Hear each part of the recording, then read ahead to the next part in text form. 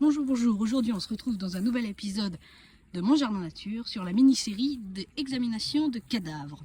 Ceci est une jeune couleuvre à collier, morte, malheureusement. C'est triste de voir, et c'est extrêmement rare d'apercevoir des serpents. Donc je suis à côté d'un ruisseau, puisque la couleuvre est semi-aquatique. Je vous explique comment elle est morte, parce que c'est moi qui ai sorti son cadavre de l'eau. Elle voulait se chauffer, elle voulait sans doute s'abriter à l'ombre sous des pierres. Et elle s'est coincée la tête qui est complètement écrasée, mais son corps est encore en bel état.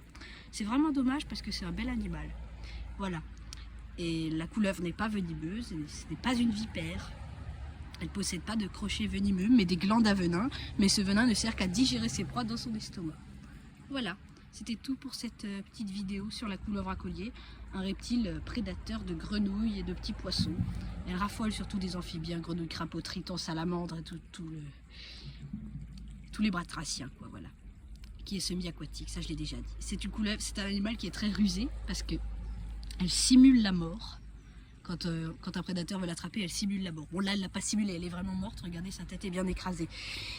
Donc oui, elle fait semblant d'être morte. Et parfois, il lui arrive aussi même de relâcher une odeur nauséabonde pour vraiment qu'on croit qu'elle est vraiment complètement décédée. Voilà. C'est pour échapper au prédateur.